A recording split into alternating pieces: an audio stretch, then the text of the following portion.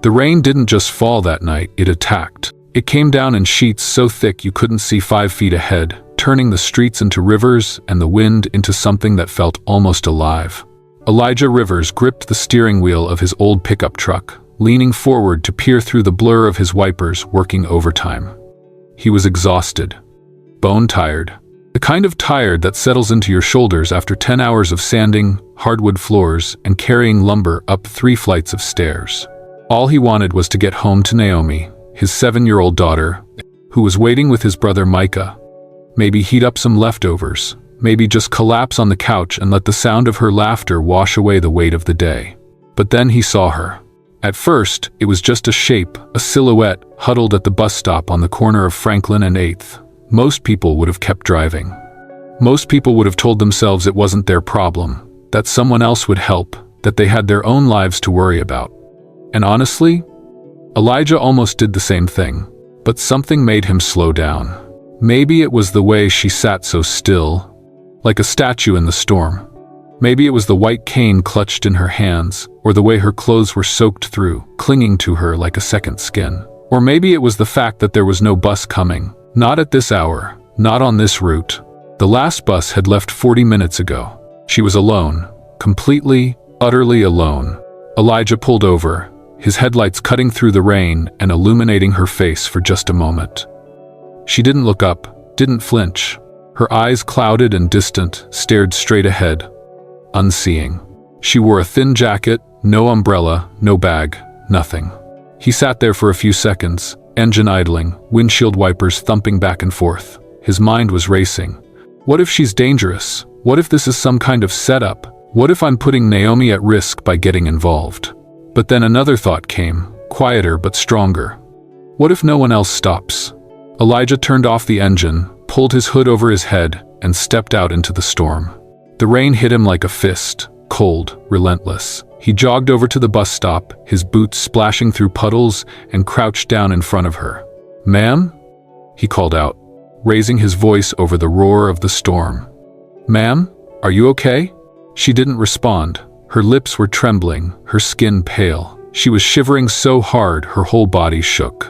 "Hey," Elijah said, softer this time. "My name's Elijah. You're soaking wet. There's no bus coming tonight. Can I help you get somewhere safe?" Still nothing. But then, slowly, her head tilted toward the sound of his voice. Her mouth opened, but no words came out at first. Just a breath. A shaky, broken breath. "He left me," she finally whispered. Elijah's heart dropped. "Who left you?" he asked gently. "My husband." Her voice cracked on the word.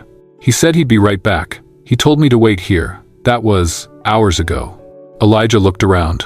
The street was empty. Not a car in sight, not a person. Just rain and darkness and this woman who had been abandoned like she was nothing. "Okay," Elijah said, his voice steady now, determined. "You're not staying here. Come on, let me get you out of this storm." He reached out his hand, then hesitated. She couldn't see it. So instead, he touched her shoulder lightly, letting her know he was there. "I'm going to help you stand, okay? My truck's right over there. I'll take you somewhere warm. I promise I'm not going to hurt you." For a long moment, she didn't move. And Elijah realized something that made his chest tighten. She was deciding whether or not to trust him. A stranger, a man, in the middle of a storm. After being betrayed by the one person who was supposed to protect her. But then, slowly, she nodded. Elijah helped her to her feet, guiding her carefully through the rain and into the passenger seat of his truck. He cranked up the heat, grabbed a blanket from the back seat, and draped it over her shoulders. She pulled it tight around herself, still shivering, still silent. As Elijah climbed back into the driver's seat, he glanced over at her. Water dripped from her hair. Her hands were still gripping that white cane, like it was the only thing keeping her tethered to the world. "What's your name?" he asked quietly. She hesitated. Then, in a voice barely louder than a whisper, she said, "Grace. Grace. Before we go any further, I need to know, have you ever stopped for a stranger when everyone else kept driving? Drop a yes or no in the comments below. And if you believe that one act of kindness can change 2 lives forever, hit that like button and subscribe, because what happens next will restore your faith in humanity." Elijah didn't know it yet, but in that moment in the middle of a storm, at an abandoned bus stop with a stranger who had been thrown away like garbage. His life had just changed forever. Because sometimes the people we're meant to save end up saving us too. Elijah didn't take Grace to a hospital. He didn't take her to a shelter. He took her home. Maybe that sounds reckless to you. Maybe you're thinking, what kind of man brings a complete stranger into his house where his daughter sleeps? And you'd be right to ask. Elijah asked himself the same question 3 times on the drive back. But every time he glanced over at Grace shivering under that blanket, her clouded eyes staring at nothing, her fingers still white-knuckled around that cane, he knew he couldn't just drop her off somewhere and walk away.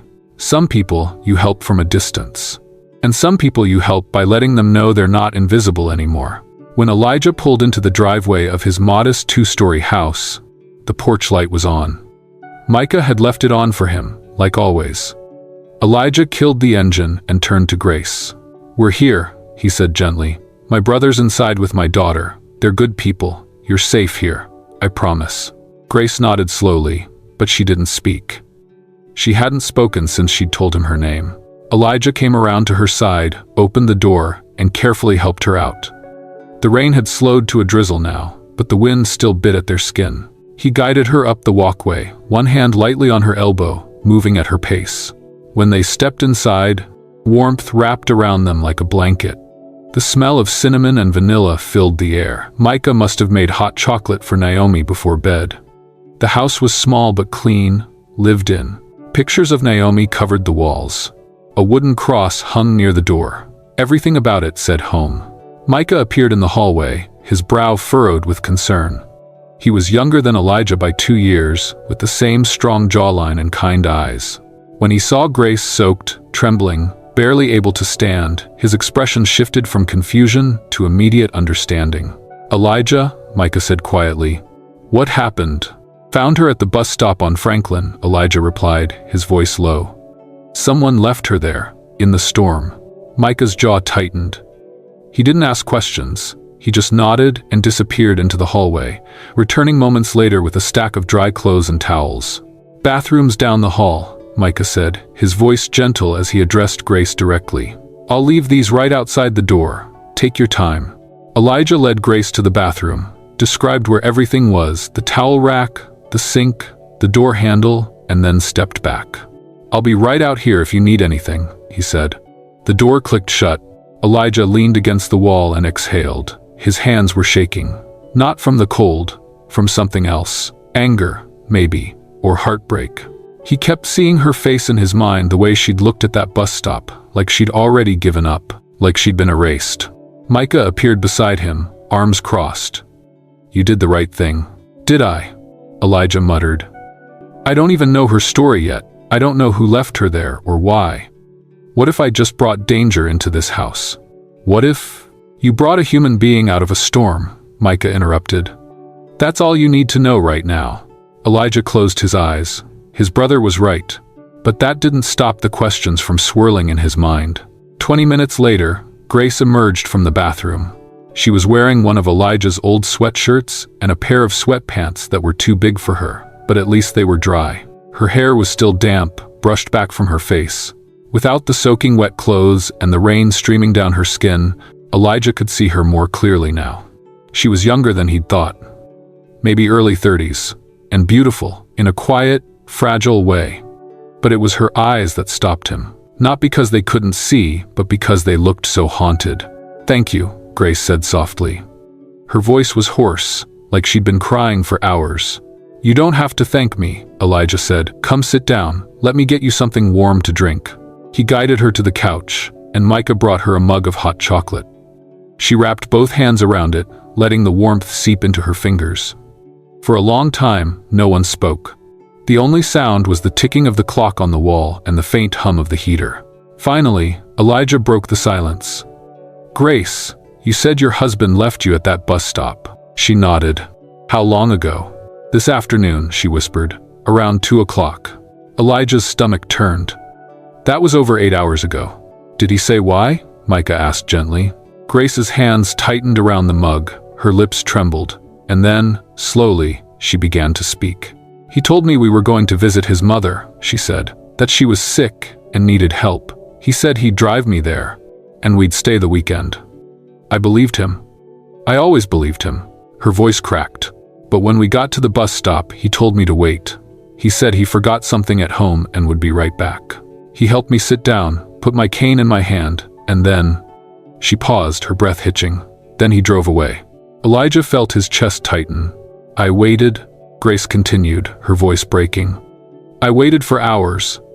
I kept thinking maybe he got stuck in traffic. Maybe something happened. Maybe he'd come back, but he didn't. Grace, Elijah said carefully. Did you try to call him? She let out a bitter, broken laugh. I don't have a phone anymore. He took it. 2 weeks ago, he said it was broken and he'd get me a new one. He never did. Micah and Elijah exchanged a look.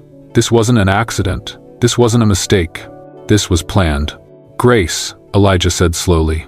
Why would he do this? Grace was silent for a long moment. When she finally spoke, her voice was barely a whisper. Because I'm blind, and because I trusted him, and because... She stopped, her whole body trembling now. Because 3 months ago, my father died and left me everything. His house, his business, his savings. And my husband, Caleb. He made me sign papers. Papers I couldn't read. He said they were for taxes. For the estate.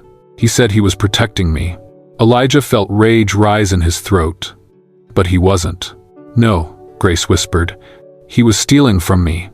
And now that it's all gone, now that he has everything, he doesn't need me anymore. The room fell silent. And in that silence, Elijah made a choice. He leaned forward, his voice steady and sure. Grace, listen to me. You're not alone anymore. We're going to fix this. We're going to find out what he did, and we're going to make sure he pays for it. I don't care how long it takes. Grace's clouded eyes filled with tears. Why? She whispered. Why would you help me? You don't even know me. Elijah thought about that question. And then he thought about Naomi, asleep upstairs. About the world he wanted her to grow up in. A world where people didn't look away, where people didn't leave each other in the rain. Because it's the right thing to do, he said simply. And for the first time that night, Grace cried. Not in despair, but in relief. Because after being abandoned, betrayed, and erased, someone finally saw her. Grace fell asleep on the couch that night, wrapped in blankets that smelled like lavender detergent and safety. Elijah sat in the armchair across from her, watching her chest rise and fall, making sure she was still breathing. He didn't sleep. He couldn't. His mind was too loud, too full of questions that had no easy answers. How does a man do that to his wife? How does he look at someone he promised to love, someone who trusted him completely, and decide she's disposable? Elijah had seen cruelty before. He'd grown up in neighborhoods where survival meant watching your back, where people got hurt for being in the wrong place at the wrong time. But this was different. This was premeditated, calculated, cold. Around 3 a.m., Micah came downstairs and sat beside him. You should get some rest, Micah said quietly. Can't, Elijah replied. Every time I close my eyes, I see her sitting at that bus stop, alone, waiting for someone who was never coming back. Micah nodded. He understood. So, what's the plan? First thing in the morning, we call the police, Elijah said. We report what happened, we get her checked out by a doctor, and then we figure out what this man took from her and how to get it back. You know that's not going to be easy, right? Micah said. If he made her sign documents, if everything's legally in his name now, the system doesn't always protect people like Grace. Elijah's jaw tightened. Then we make it protect her. When the sun finally rose, painting the sky in shades of pink and gold, Naomi came downstairs. She was still in her pajamas, her hair in 2 puffs on either side of her head, her eyes wide with curiosity. Daddy, she whispered, peeking around the corner. Who's that lady on our couch? Elijah stood and walked over to his daughter, crouching down to her level. Her name is Grace. She needed help last night, so I brought her here. She's going to stay with us for a little while, okay? Naomi tilted her head, studying Grace's sleeping face. Is she sick? No, baby. She's been through something really hard, and we're going to help her get better. Naomi nodded seriously, like she understood the weight of what her father was saying. Then she looked up at him with those big, knowing eyes. Is she sad? Elijah's throat tightened. Yeah, sweetie, she's very sad. Then we should be extra nice to her, Naomi said matter-of-factly. Like when I'm sad and you make me pancakes. Elijah smiled despite everything. You're right. How about you help me make breakfast? By the time Grace woke up, the smell of pancakes, eggs, and bacon filled the house. She sat up slowly, disoriented, her hands reaching out instinctively for her cane. Elijah appeared at her side almost immediately. Morning, he said gently. You're still at my house. You're safe. Grace exhaled, her shoulders relaxing slightly. I thought maybe I dreamed it. You didn't, Elijah said. Come on, let's get some food in you, then we need to talk about next steps. He guided her to the kitchen table, where Naomi was already seated, swinging her legs and sipping orange juice. When Grace sat down, Naomi watched her with open fascination. Hi, Naomi said brightly. I'm Naomi. My daddy says you're staying with us. Grace turned her head toward the sound of the little girl's voice, and for the first time since Elijah had found her, a small, fragile smile appeared on her face. Hi, Naomi. I'm Grace. Are you really blind? Naomi asked, her voice filled with genuine curiosity, not cruelty. Naomi, Elijah started, but Grace held up a hand. It's okay, she said. Yes, I am. I can't see anything. Not even colors? Not even colors. Naomi thought about this for a moment, then said, That must be really hard, but my daddy says you're really brave. Grace's eyes glistened. Your daddy is very kind. He's the best, Naomi said, matter-of-factly. Then she leaned closer and whispered loudly, and he makes really good pancakes. Grace laughed. It was a soft, broken sound, but it was real. And it was the first time Elijah had heard it. After breakfast, Elijah made the call. Detective Ruth Morrison arrived an hour later. She was a black woman in her mid-40s, with sharp eyes, a no-nonsense demeanor, and a reputation for not letting cases fall through the cracks. Elijah had heard about her through a friend who'd needed help once. She was the kind of cop who actually gave a damn. Ruth sat across from Grace at the kitchen table, her notebook open, her pen ready. Micah had taken Naomi upstairs to give them privacy. Elijah sat beside Grace, close enough that she knew he was there. Grace, Ruth said gently, I need you to tell me everything. Start from the beginning. And so Grace did. She told Ruth about meeting Caleb 5 years ago, when she still had some vision, about how charming he was, how attentive, how he made her feel seen even as her sight was fading. She told her about the wedding, the promises, the life they built together. And then she told her about the change. It started small. Caleb began controlling her money, saying it was easier if he handled it. He took her phone, saying the new one was coming soon.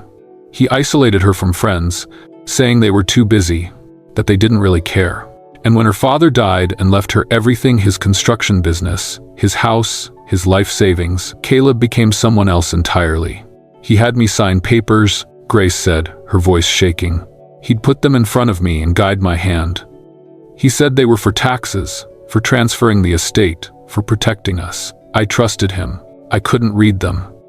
I had no way of knowing that he was transferring everything into his name, Ruth finished. Grace nodded, tears streaming down her face. Ruth's jaw tightened. She'd seen cases like this before. Financial abuse, elder abuse, exploitation of disabled people. It was one of the ugliest things humans did to each other. And yesterday? Ruth asked. What happened yesterday? He told me we were going to visit his mother, Grace said. But when we got to the bus stop, he told me to wait, and then he left. He just left. Ruth wrote everything down. Then she looked up, her eyes hard. Grace, I'm going to be straight with you. What your husband did is a crime, fraud, financial exploitation, abandonment. But proving it and getting your assets back? That's going to be a fight. He's going to have lawyers. He's going to claim you signed everything willingly. And the system? She paused. The system doesn't always move fast enough. So what do we do? Elijah asked, his voice low and steady. Ruth looked at him, then at Grace. We build a case, we get documentation, we find witnesses, we prove that Grace was coerced and manipulated, and we make sure Caleb Frost knows that he picked the wrong woman to throw away. Grace's hands trembled. I don't have money for lawyers. I don't have anything. You have us, Elijah said firmly. And we're not going anywhere. Ruth nodded. I'll start digging into Caleb's finances.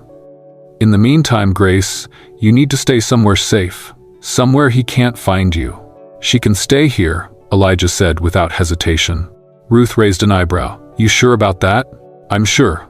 Ruth studied him for a long moment, then nodded. All right, I'll be in touch. As Ruth left, Grace sat in silence, her hands folded in her lap. Finally, she spoke. Why are you doing this? She asked Elijah. You don't owe me anything. Elijah thought about his answer, and then he said, My daughter's watching, and I want her to grow up knowing that when someone's drowning, you don't ask questions. You throw them a rope. Grace's lip trembled, and for the second time in 2 days, she cried, but this time, she wasn't alone.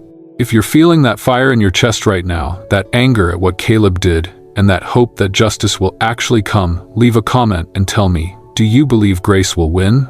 And if you're rooting for her as hard as I am, smash that subscribe button, because the courtroom battle ahead is going to leave you speechless.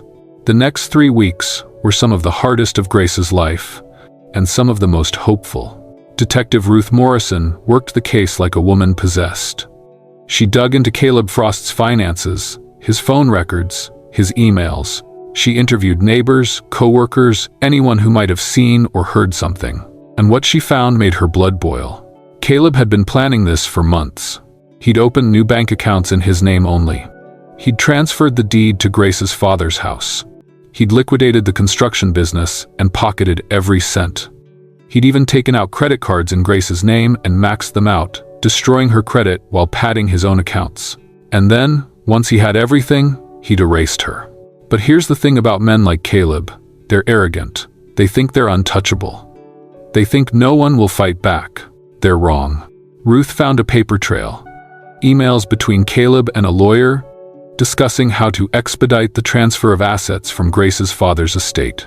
Text messages to a woman Caleb had been seeing on the side for over a year, talking about finally being free and starting fresh.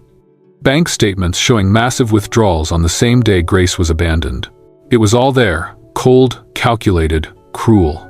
But evidence wasn't enough. They needed Grace to be strong enough to face him in court, and that meant Grace needed to rebuild herself first. That's when Deborah entered the picture. Deborah was a blind mobility specialist, a woman in her 50s who had lost her sight in her 20s and spent the last 3 decades teaching people like Grace how to navigate the world without fear. She was tough, no nonsense, and deeply compassionate. Ruth had connected them, knowing Grace needed more than just legal help.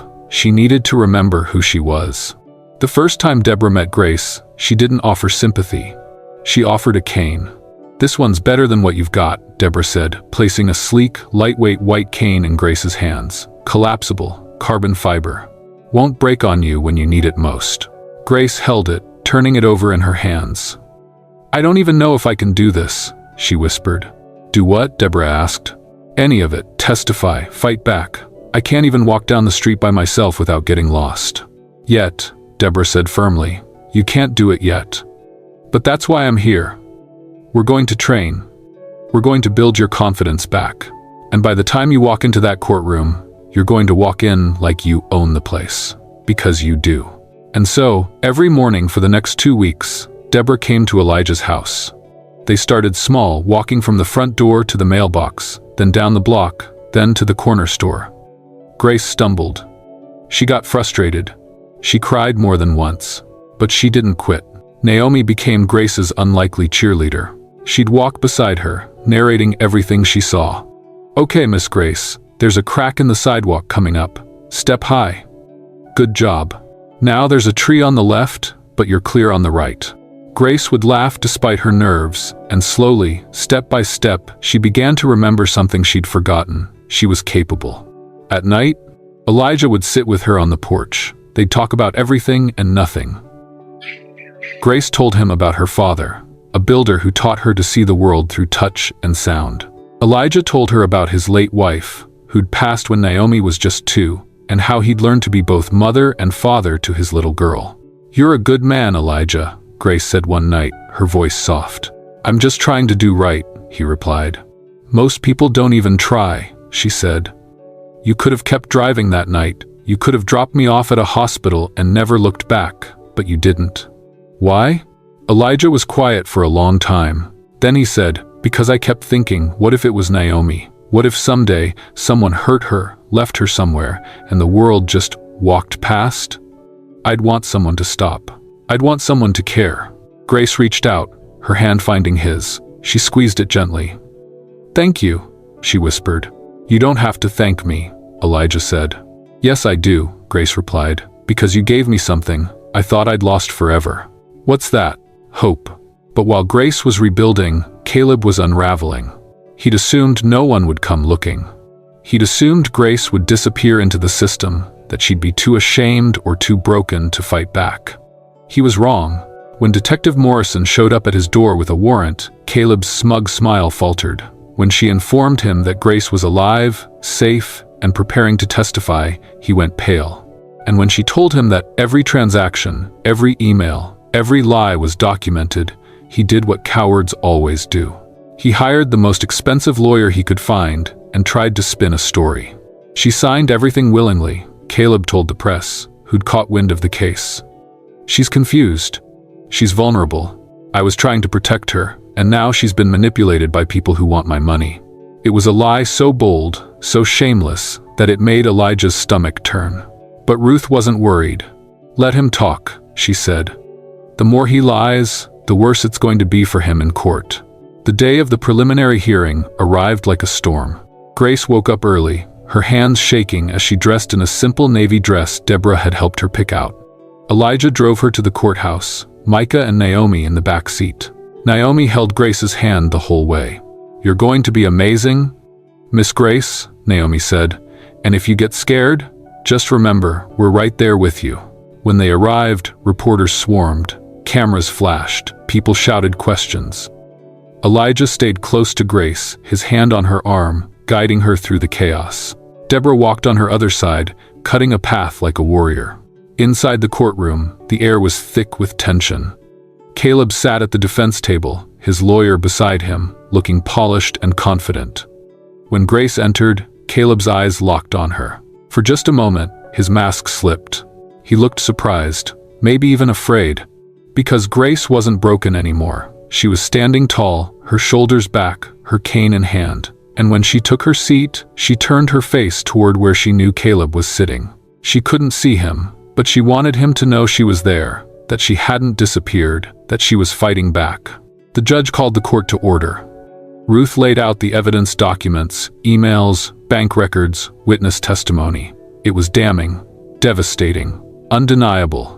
And then it was Grace's turn to speak. She walked to the stand, Deborah guiding her. She placed her hand on the Bible and swore to tell the truth. And when the prosecutor asked her to recount what happened, she took a deep breath, and she told her story. Not with shame, not with fear, but with quiet, unshakable strength. She described the manipulation, the lies, the isolation, the day Caleb left her at the bus stop like she was nothing. And when she finished, the courtroom was silent. Caleb's lawyer tried to tear her apart on cross-examination, tried to make her seem unreliable, confused. But Grace didn't waver. She answered every question with clarity and grace. And when it was over, the judge looked at Caleb Frost with barely concealed disgust. Mr. Frost, the judge said, you will remain in custody pending trial. Bail is denied. The gavel came down like thunder. Caleb's face went white. His lawyer protested. But it didn't matter. Grace had won the first battle. And as Elijah helped her out of the courtroom, past the cameras and the noise, Grace felt something she hadn't felt in years. Freedom. The trial took 3 months. 3 months of testimonies, evidence, legal battles, and media attention. 3 months of Grace facing down the man who tried to erase her and refusing to be silent. 3 months of Elijah, Micah, Naomi, Ruth, and Deborah standing beside her, holding her up when she wanted to collapse, reminding her that she wasn't alone anymore. And through it all, something unexpected happened. Grace began to heal. Not just legally, not just financially, but deeply. In the places where betrayal had left scars, in the spaces where shame had tried to take root, she was becoming whole again. She learned to navigate Elijah's neighborhood with confidence, her cane tapping out a rhythm that felt like freedom. She started cooking again, her hands remembering the recipes her father had taught her. She laughed more, she smiled more, and slowly, carefully, she began to trust again. But it wasn't just Grace who was changing. Elijah was too. He'd spent the last 5 years building walls around his heart, convinced that loving someone again meant risking the kind of pain he'd felt when he lost his wife. He'd told himself that being a good father to Naomi was enough, that he didn't need anything more. But Grace had walked into his life, or rather, he'd pulled her out of a storm, and suddenly, those walls didn't feel as necessary anymore.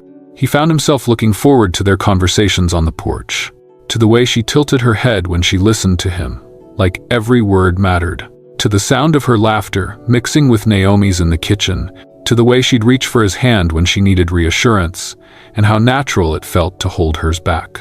Micah noticed, of course. Brothers always do. "You're falling for her," Micah said one night while they were cleaning up after dinner. Elijah paused, a dish halfway to the drying rack. "I'm helping her."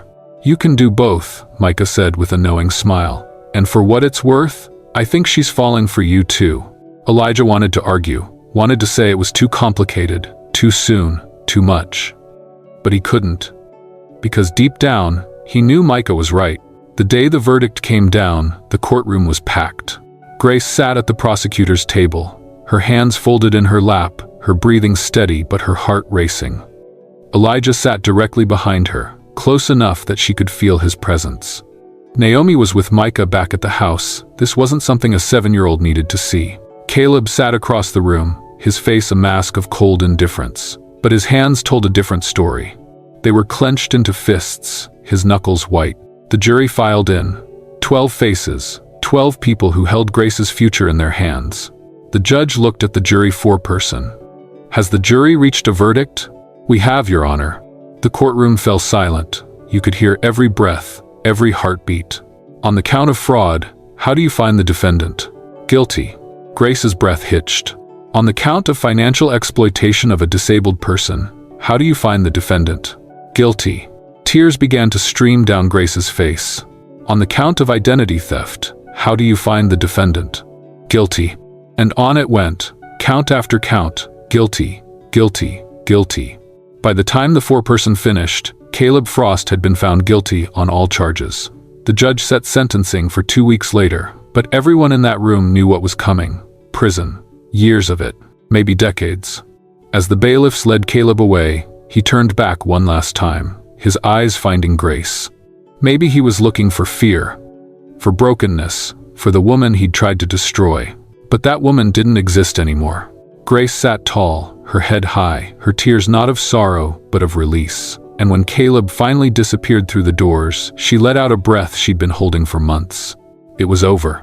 Outside the courthouse, Ruth pulled Grace into a hug. "You did it," she said fiercely. "You stood up and you fought back and you won."